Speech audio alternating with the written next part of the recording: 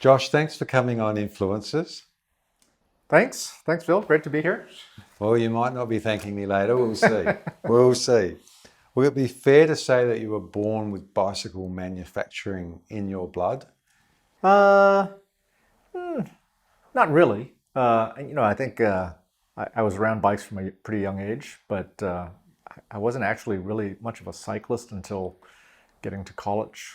So, but in college, of course, you get on bikes, and that's the best way to get around, and you realize, hey, this is a pretty nice way to get exercise and get fresh air and also move about.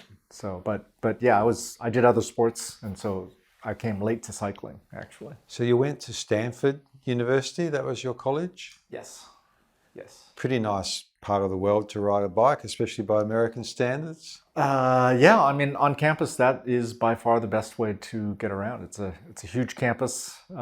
It's great for cycling. There's a lot of great infrastructure. You can pretty much cycle anywhere. There's only a few small places that you can't.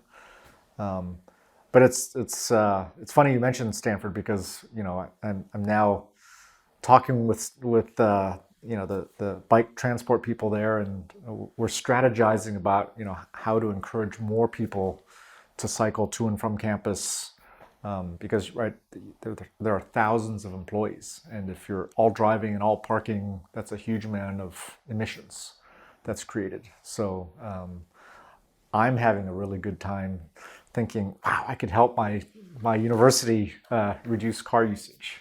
So that's been fun. So where do you call home now? Taipei, yeah, Taipei, Taiwan. Um, yeah, it's Taiwan is the bike capital of the world, and so if you're in the bike business, that's a very natural place to kind of center your operations. Indeed, it is. It's the world centre of bicycle manufacture, even controlling a lot of the manufacture that doesn't actually happen there, as you well know. Yep. And because of that, I know it might be a little left field question, but I do want to ask you, because you live there and you're familiar with that region, the risk of China invading Taiwan and what that would do, obviously, not just for the bike industry, but for the nation. What's your take on that? Well, that's a pretty involved question. There's a lot to unpack with a question like that. I mean, sure, um, there's a risk of something bad happening. Um, is that greater? Uh, is that greater now after Russia's gone into Ukraine, or is that less? Hard to say. I think no matter what happens, I think in war everybody loses. So there's not a whole lot of good that comes out of it. And we're getting a great example of that now, unfortunately. But you have to, you have to live life and move forward. And I think that's what we do. And at Tern, we're thinking about how do we get more people out of their cars onto bikes, for their short trips. Right? So a trip that's 5 kilometers or 10 kilometers or less. Like, why would you do that in a car? You might do it if you don't have infrastructure and it's not safe. You might do it if the weather is really bad. So there are some things, and so that's what we think about. How do you design bikes that are convenient, that are easy to use, that have carrying capacity, all of these things that can take a passenger. And so you're removing one by one those reasons for needing to drive a car for that 5 kilometer grocery trip. So that's what we get a lot of enjoyment out of doing. Okay. So you were in the bike industry before Tern. So your father founded Dahon. Right. And what motivated you to strike out on your own, if you like, and set up a new bike company? Well, I think I think the direction. There was a difference in opinion of direction of what we thought, and I say we because it's the kind of the team. what we could do with bicycles to really to innovate and to create kind of new concepts. And I think Tern is now 11 years old. So in the last 11 years, I think we've been able to show a little bit about what we think bicycles can be, right? They really don't have to follow the same old form factors. They can be actually quite different, and new form factors can actually be incredibly useful. So, right, the GSD is a bike that we're really proud of. It's the very first compact cargo bike, and I think if you look around Eurobike, the show this year, you can see that we've inspired. What a diplomatic way of describing copying. We've inspired a lot of people, but that's the thing. Should an e-bike look like a traditional bicycle with a motor strapped on and a battery strapped on? Is that the limit, or is that the optimal form factor? And I think when our team thought about it, we thought, well, no. When you add a motor, the impact of aerodynamics changes. Like, do you need to optimize for aerodynamics if you now have a motor adding 300 to 400% of additional power? Well, no. So then, could you, allow the rider to sit a bit more upright and be more comfortable? Yes, you could, because you have a motor. So how you weight things changes when you add a motor. And so, I think those are things that, we don't really, at Tern, we don't care too much about convention. And if something doesn't make sense, we're happy to change it. And we're really happy that a lot of the rest of the cycling world has now said, hey, I think what those guys were doing makes a little bit of sense. And so now we see this profusion of compact cargo bikes. You've created a whole new category, the compact cargo bike. Yes. Yeah, we have. Now, I remember talking to you at the Eurobike demo day at Friedrichshafen outside. Mm-hmm. I can almost remember where your booth was. And given that you've only been going 11 years, it must have been like year 1 or year 2, very early in your evolution, because it was a fair while ago and you didn't even have a GSD in existence then, but you were talking to me and saying, oh, we're not going to just do folding bikes anymore. We're going to do this new bike. It's going to have 20-inch wheels with fat tires and a long wheelbase and whatever. And I was thinking, shouldn't you just be making, I don't think I said it, but I was thinking, aren't you a bit crazy? Shouldn't you just be sticking to what you're known for, which is folding non-electric bicycles? So did you know it would be as successful as it was back then before it actually existed and was? Absolutely proven? Not. It was a massive risk. I think you have to be willing to take some risks. Sometimes they don't work out. You have to take educated guesses. But I remember, even among the team, we debated. We said, what is this bike going to look like? So one person on the team said, hey, it's got to be folding. That's what we do. It needs to fold. And my argument was, if you really want to carry a lot of weight, a hinge in the middle doesn't work very well. That's always going to be your weak spot. And so I think we need to eliminate the hinge. And that was a big thing. And then after we had moved along in the process and we had developed it, we showed the concept to our largest distributor, and they said, no, we don't want that. Don't do it. We don't want it. Doesn't make sense. Give us a folding bike. And that was actually, so if you are somebody who goes, wow, you have to listen to focus groups and we have to do research and listen to the consumers, well, that would have just, right, we would have, okay, stop, kill it, let's do a folding bike.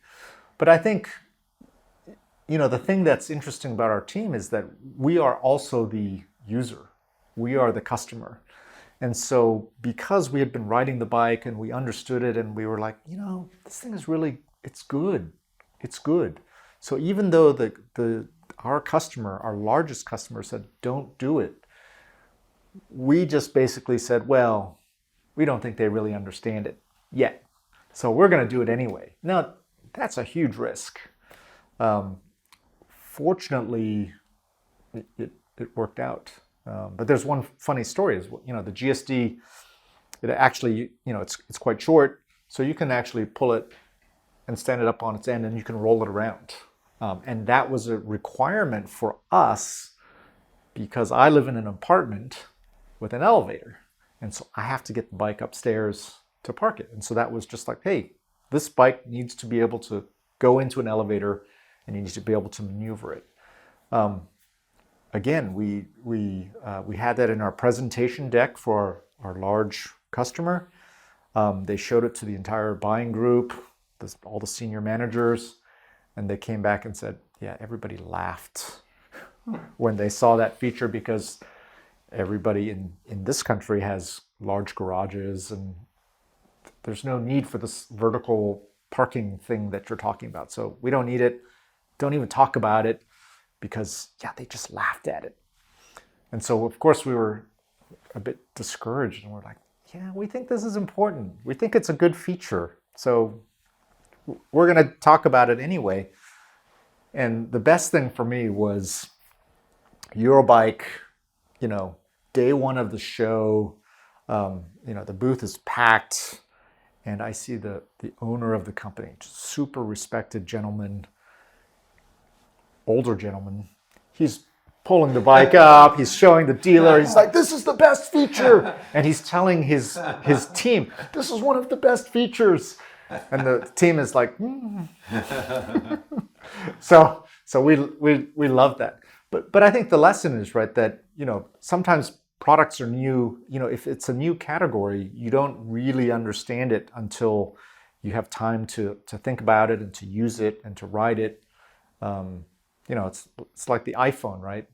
Right. That's the famous story. Steve Jobs comes out and says, we're going to own 1% of the mobile phone market. And everybody thought, I'm a longtime Apple diehard, and I thought he's crazy, right? And Steve Ballmer goes, that phone is ridiculous. It's not going to make it, right? But it's a new category, and so you don't really know, and you have to understand. Wow, using your finger really is better than, thumb typing on a BlackBerry. So I think there's a lot of lessons in there, but you kind of have to have a little bit of confidence, and it is a leap of faith, and it won't always work out. Fortunately, it has. So well, it did for this time, and well done, and congratulations for having the courage to do it. So, as a result of that, and if you like, the spin-offs or the iterations that have come from that, could you paint a picture of Tern Bicycle Company today? Both, not. I don't want to go too deep into specific models, but just an overview of your company, how many countries you might be in, and what sort of scale of number of bicycles you might be producing, and that sort of thing. Well, we're private, so we don't really talk numbers. But I think we are headquartered in Taiwan. We probably have 2/3 of our people in Taiwan, and then we have team members scattered through Europe. Our design team is up in Finland, where a lot of the magic happens. We have team members in the United States as well, and then in China as well. So we're relatively small in numbers of people, but we've got a lot of all-stars at important positions, and so we can be nimble and not too bureaucratic. We sell in 40 plus countries. I would say our focus, our mission is to get people out of cars and onto bikes, and really just right. We have this issue now with climate change, right? For the 60% of Americans that believe in climate change and the rest of the world, it's a huge issue, and in the United States, it's something like 29% of emissions are caused by motor vehicles. 29%. So it's huge. And so if you can just take and it's close to 50% of trips are less than, I think it's 5 kilometers or 3 miles, right? So it's just this huge number of trips that are being made are very short. And so we look at it and say, look, if you can just convert 10 or 20% of those trips into bike trips, that would make a very sizable impact on emissions, right? It's hard, right? Reducing emissions is really, really hard. But if you can say, look, if you're only riding, if your trip is only 2 miles away to the post office or to the supermarket, doing it by an e-bike or a regular bike it's not actually that hard. And so that's our goal, is to make those vehicles that kind of get rid of some of the barriers, right, to cycling. So that's basically what we think about all day long. Okay. I love the fact that your design team, Finland, you say.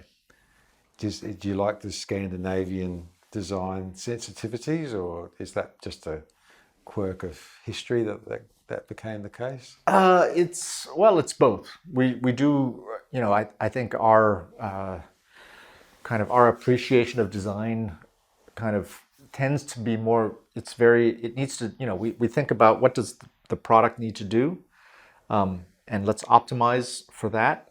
And then let's not have lots of extra extraneous things. Like everything that is on this product should be there for a reason. If we can't think of a good reason, get rid of it. So I think that that simplicity in design, I think happens to be Scandinavian. The fact that our head of design is Finnish, I think that's just good luck on our part. But I think we've got good team members kind of scattered, right? So in Switzerland, it was actually one of our dealers, and he would periodically write these long missives. And, hey, this thing doesn't work really well. It could be improved this way. Why does this break so easily? And then it's not serviceable. This is terrible, right? And so after several of these, and then in the end, we were like, actually, he's kind of right on this thing. We could improve it. And finally, this was quite a few years back, but we just said, would you like to join our design team as a consultant? And he said yes. And so, so it's been, there are a lot of relationships that are just kind of organic that way. And now he's a dear friend. But like it's opportunities like this at Eurobike, we haven't seen each other for 3 years, and we get back together, that make these shows really great. But yeah, it's sometimes it's just good luck, but it's also treating people right the right way that gets you some good luck. So okay, you're a private company, so I'm not going to ask for any numbers, but just in painting that picture, more e-bikes now or more non-e-bikes in your product mix? Well, I think as most anybody in the bike industry would tell you, or ask in reply to that, they'd say, talking units or revenue? I think, all of us now in the bike industry realize that, hey, e-bike demand is growing, and it makes a lot of sense. And so, you allocate more energy and resources to, what is selling and what you also believe in. So we're definitely focused on e-bikes, but we started as a folding bike company, and so that's always going to be part of our DNA. But ultimately, we're about urban mobility. So having people move around. So we're really not fixated on, hey, we're this or we're that, but it's what ways can we get more people out of cars? We think the bike is by far, one of the best ways, but are scooters in there? Yes. That's a lot less resources and less polluting than a car, and so that's good too. Public transport, that's good too. We don't have much expertise in public transport, so we don't do that. You don't do public transport, but might a Tern scooter be on the way? I mean, you always we think about things, but you don't want to just jump into a crowded market without any differentiation or improvement, and then just kind of hack away and compete on price. Right? That doesn't make sense. But I like scooters. I used to skateboard in college as well, so I like skateboards, and e-skateboards are terrifically fun. So we think about all of these things, but our expertise is bicycles, and honestly, in terms of weight to the amount of energy that you get in versus the speed and the amount of cargo that you can carry, the bicycle is the best machine for that. Okay. Now, it's one thing to design and make a bike, it's another thing to sell it. And in Australia, you've got two models underway. You've got a traditional distributor selling to retailers, to consumers, but you've also got a leasing model underway. So how has that been going? Are there plans to roll that out? Are you already rolling that out in other countries? Yeah, it's like you said, we have two different models of, let's say, distribution in Australia, and they're both doing very well. I think e-bikes can be expensive, and our goal is not to sit here and sell. Our goal, first of all, is to make a good product, and if you don't have massive scale, a high quality e-bike costs a lot of money these days. It is our goal to make quality products more accessible. So that means that we have to think about ways to lower the price, financing, like all of these things. And so looking at this leasing or subscription model in Australia, and those are our partners who are doing that. But they proposed it to us, and we said, hey, that sounds interesting. Why don't you try it? And we will support it, and because we're always interested in learning about new things, and so they're successful, and we're excited that they're that successful. But I think innovation in the financing space is something that a lot of people are looking at now, and so we think about that too. We don't have anything to announce, but we definitely do think about it. Okay, so another innovation that you've done is called Tern Business. Would you like to explain what that's about and how that's going? Well, it's really, it's really about last mile delivery by bicycle instead of trucks. Right? It's really that simple. I'm an Amazon customer, long-time customer, shareholder. I believe in it. But, if you have vans, vans work in some places, long distances, but in crowded urban cities, vans don't work very well, right? If you're in Manhattan, there's a lot of double parking, there's blocking, creating more traffic, there's air pollution, there's noise pollution, there are all these kind of really negative effects. And then because it's a crowded city, they're not actually that fast, right? There have been studies, right? I think those of us in the transport field know that there have been studies showing that in a lot of cities, and you can just look at average speeds, cargo bikes can make more deliveries per hour than a van. So it's something that we believe in, and we say to ourselves, hey, in addition to getting people out of cars for short trips, let's in cities where it makes sense, let's get deliveries out of diesel vans and get them onto bikes, and people can be more efficient. The drivers can be happier, right? The companies that are doing the logistics can be more profitable. Maintenance is lower. Total cost of ownership is lower. There's no gasoline costs. There's no insurance costs. So it makes a lot of sense. And so we want to just talk about it and let people know that, hey, this really does make sense. And so it's something that we're doing in New York, Manhattan. Whole Foods delivers throughout Manhattan on a fleet of Tern bikes with cargo trailers, and it's working well. and the fleet is expanding. So that's one example. Another example is New Zealand Post. We haven't talked about it yet, but New Zealand Post is getting GSDs to deliver mail. So that's something we're pretty excited about, right? So instead of your mail trucks, you're onto GSDs, and really, there are many other good cargo bikes out there, right? Urban Arrow's great cargo bike. Riese Mueller makes great cargo bikes. Ours is pretty great.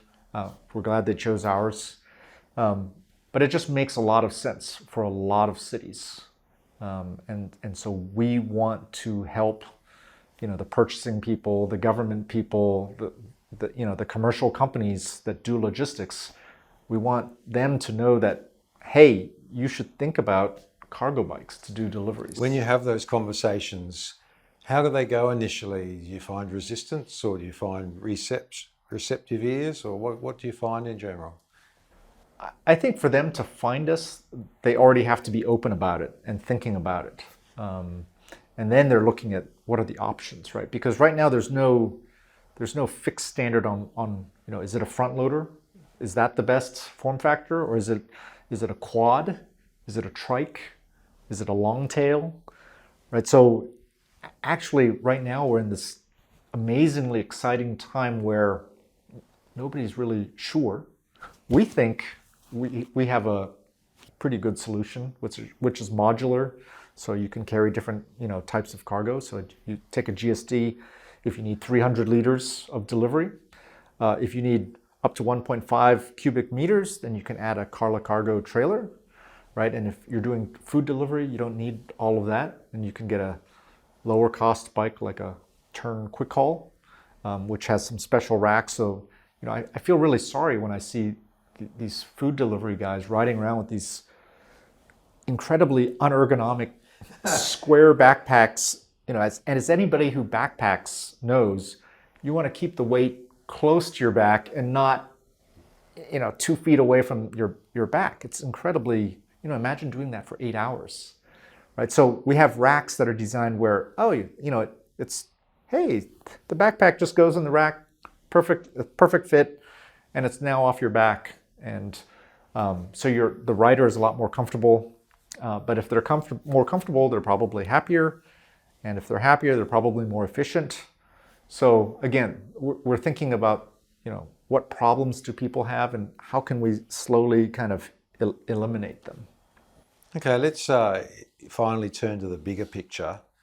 And despite all the progress, there has been rapid progress, you and I know, in sales and in bike usage, but it's still a long way to go till we reach the tipping point, whatever that might be. Would you think that's a fair comment? And what will it take to really get us over that hump in terms of those 3 to 5 kilometre trips you were talking about before, 3 mile, 5 kilometre trips, and really getting a lot of them moved from car to bike? I think, it actually, I would say it depends on your country and your city, right? I mean, in a lot of places, it's already tipped, right? There are some wonderful places of course, everybody knows Amsterdam, Rotterdam, Netherlands, a lot of places in Germany, right? Copenhagen, Stockholm. But there are a lot of places, I'm from the United States, Los Angeles, home of the car and crowded freeways. I think in the end, the common thing that we see in every city where you see success or failure is bike infrastructure. So if governments put in bike infrastructure, people feel safe. And when people feel safe, they cycle more. And as more people cycle, then that just begets more people cycling. And then larger numbers of people cycling actually adds to safety, right? Because you're not just the lone cyclist, that you encounter, a car driver encounters every other drive. But if you have a steady stream of cyclists, then you're more aware of them. So yeah, I think I think the number one thing that cycling advocates, could and should focus on is just, lobbying governments to hey, we need better bike paths. And the crazy thing is, we have great examples of cities that work really well for bikes and cars and public transport, and you can come to Europe and see these cities. So there's no guesswork involved. I mean, you just go to Amsterdam, get a bike, ride around, and oh, hey, I feel really safe when I have a line of parked cars separating me from the car traffic. So that's something that we try and support. Is we're supporting the cycling bodies that are lobbying governments. So like the BA, the Bike Association of in the UK. We love the work that they're doing. So we support them.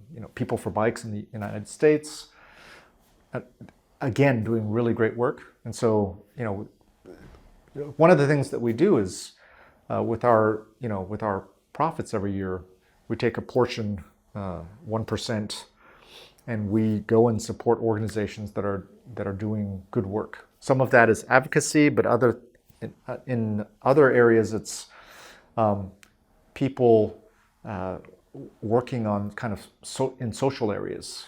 Equality. Equality is a big. It's something that I think is increasingly an issue, especially in the U.S. You see the middle class, kind of shrinking, people dropping to the bottom, and kind of inequality just really increasing in the U.S. And it's something that really bothers me. And so if we can take, some of our earnings and put it into small places where it begins to have a little bit of an effect, that also makes us really happy. And what does the next decade hold, both for you personally, for Tern, and what the role you'll play in the cycling community? Well, I think I expect that we're going to make some really interesting bikes that will inspire a lot of people. I think this is business. It's competition. It's inevitable. But I think I would say that we're just kind of getting started. We're adding to our team. We're growing. We're adding some good people. We're investing more into the products as well. I would say in the early days we had to use a lot more kind of standard parts and round tubes, and we didn't have the freedom to develop kind of more interesting things because hey, there's a budget. But going forward, we're a little bit kind of unfettered, and the team is kind of pretty excited because the brakes are off, eh? Yeah, and hey Josh, I think we could do something pretty interesting. Can we do a forging here? New forging? Yes. Well, how about a hydroform, tube in this area? It'll cost. Yes. You have to justify it, right? Either aesthetically or functionally, you have to justify why but if you can justify it, the answer is yes in all cases. How can we make this product more optimized and fit for purpose? Give us the reasons, and if you convince us, yes. So we've got some really exciting things coming. But I think, I'm also really excited because we see change in a lot of cities where, I remember, right, growing up in Los Angeles, you turn 16, you have to have your driver's license, and, the lucky kids, have cars. And that was it. And I remember, after college, when I told friends, hey, I'm going to go work on bikes. Everybody kind of, my friends who were in Silicon Valley, at computer companies, software companies, looking at me like, really? Bikes? But now the exciting thing is there are lots more people getting it. And hey, biking is this great thing. And now some of those same friends are coming back and going, hey man, can you hook me up? Good job. So I actually have this kind of running list of like friends from my class, my year in university. It's like, how many people can I convert are over. So the list is slowly getting longer. But you know, when you see change coming in cities around the world, where people recognize suddenly that, hey, maybe the car, ownership of a car is not the be all end all. And maybe we need to look for other forms of transportation that are more sustainable. When you see that, right? Melbourne is a great example, right? Isn't it like mode share something like in the 20 percentile, you know, 20%? Only in peak inner city areas. Okay. There's still a great unwashed out of suburban. Los Angeles and Melbourne as well. Yeah. But the point is that you're seeing the number of people who cycle really increasing, and it's not like recreation, it's for transportation.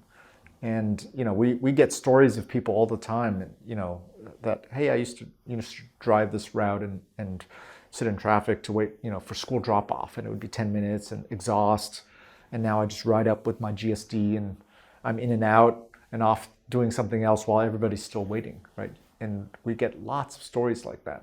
So that gives us, you know, a lot of excitement and kind of a bit of hope.